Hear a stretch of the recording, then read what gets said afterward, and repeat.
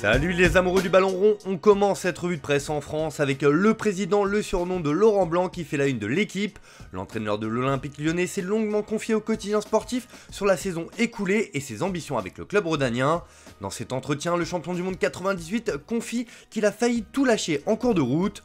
Quand je suis arrivé, que j'ai vu l'effectif, je me suis dit je comprends mieux la situation. C'était plus que compliqué que ce soit dans le vestiaire avec les joueurs. Comme j'ai dit sincèrement à mon staff, je vais partir si on ne change pas les choses. Tu as le sentiment que tu n'y arriveras pas, il y a trop de boulot, des joueurs pas dans l'état d'esprit du club. Je ne les agresse pas en disant ça, mais c'était mon constat. Il y avait bien trop de joueurs, des clans. Quand tu es entraîneur, tu dois prendre du plaisir, surtout à mon âge. Je ne me sentais pas capable d'y arriver avec ce groupe. Et quand on ne prend plus de plaisir que les joueurs non plus, il y avait une ambiance délétère. L'ancien coach du PSG espère que la saison prochaine sera différente et que son club jouera les premiers rôles. On reste en France avec du mercato et ce matin il est question de l'avenir de Neymar Junior qui fait les gros titres du journal Le Parisien dans ses pages intérieures. Comme le placarde le quotidien, Chelsea garde un œil sur Neymar, le PSG s'interroge.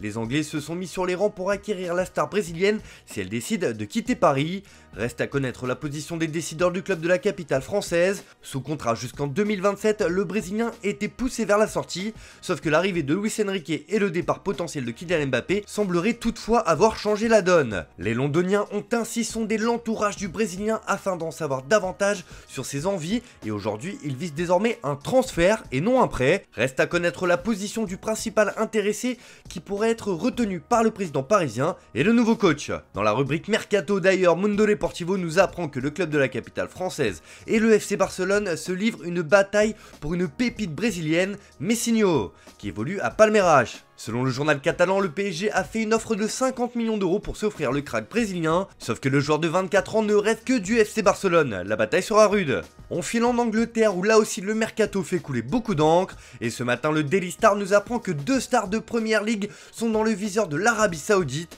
En effet, Fabinho et Riyad Mahrez pourraient quitter l'Angleterre pour la Saudi Pro League. Selon le tabloïd, le milieu de terrain des Reds pourrait faire l'objet d'une offre de 45 millions d'euros de la part d'Al Ittihad, le club de Karim Benzema et N'Golo Kanté.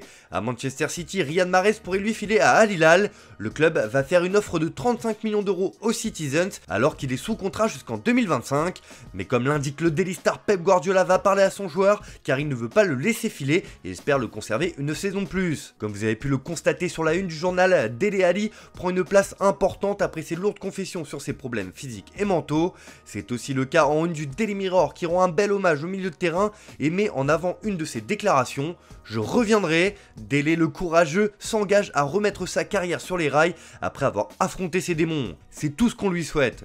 Direction l'Espagne maintenant, on va s'intéresser au Real Madrid où AS nous rapporte que le club merengue est vraiment un club à part et que les dirigeants sont assis sur un véritable pactole. Le prix de Madrid est en hausse, placarde le quotidien. Le pari sur les jeunes joueurs est très rentable pour le club. L'effectif actuel vaut 400 millions d'euros de plus que ce qu'il a coûté. En gros, l'équipe actuelle a coûté 597,5 millions d'euros, mais sa valeur est de 980,5 millions d'euros. L'équipe merengue est la quatrième équipe avec la valeur marchande la plus élevée selon le site Transfermarkt, seulement derrière Manchester City, Arsenal et le PSG. Bref, le Real est en train de se construire un effectif XXL déjà opérationnel, mais qui vaudra extrêmement cher et ce sera très fort dans les prochaines années. En Catalogne, le FC Barcelone a présenté hier sa dernière recrue, Inigo Martinez, et comme le rapporte Sport, l'objectif du défenseur est clair, il est ici pour gagner. Je voulais venir dans le meilleur club du monde, nous avons une grande équipe avec de jeunes joueurs, nous allons à nouveau être meilleurs que nos rivaux. L'ancien de l'Athletic Bilbao déborde d'ambition.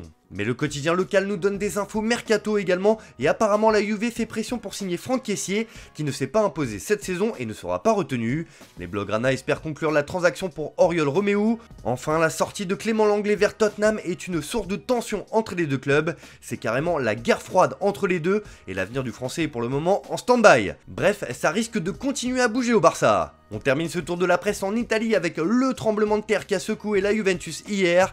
La vieille dame a décidé de mettre à la porte rapporte l'un de ses cadres emblématiques, Leonardo Bonucci. Comme le placard de la Gazzetta dello Sport ce matin, Bonucci dehors, le club tourne la page. La Juve a en effet communiqué aux joueurs son choix de ne plus compter sur lui après 12 ans de bons et loyaux services.